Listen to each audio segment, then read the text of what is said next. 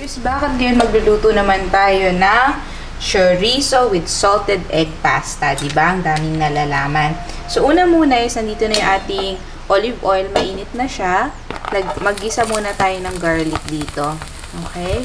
So, since mabilis lang naman maluto tong garlic natin, idamay na natin yung chorizo de Cebu natin. So, ang ginawa ko dito, hinati-hati ko na siya kasi hindi yata ako marunong magluto dito ng maayos.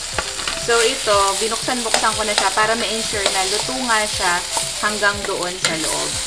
So, hayaan lang natin siyang mag-itim-itim, yung at least magmukhang chorizo na siya.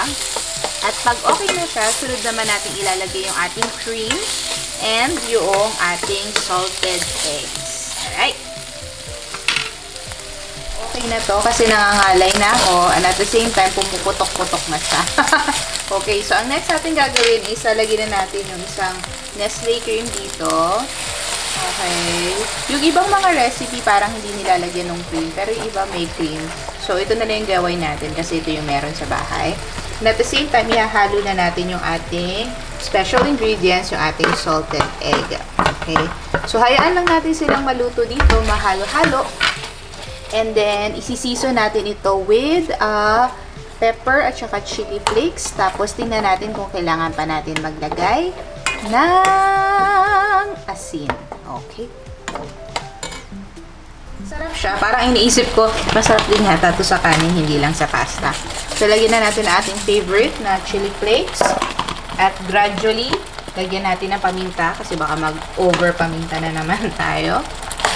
Okay. And then, mag-last taste test tayo bago natin ihalo yung ating pasta.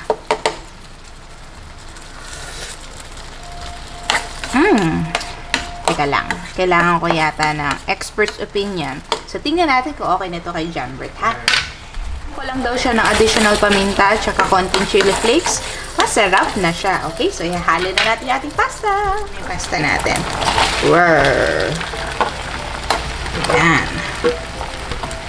Saya-saya. So, parang quick and easy alternative siya, lalo na kung may chorizo kayo, lalo na yung Cebu chorizo sa bahay. So, aside sa pag-gisa-gisa, pwede din natin siyang gawing toppings para sa ating pasta. Okay, so halu-haluin lang natin ito. Tapos, top natin siya with cheese para mas cheesy. Sayang wala tayong green ngayon para maganda sa Instagram. Pero yun lang. Halu-haluin lang natin to and isuserve na natin. Finished product, ang Chorizo de Cebu with salted eggs. Happy eating!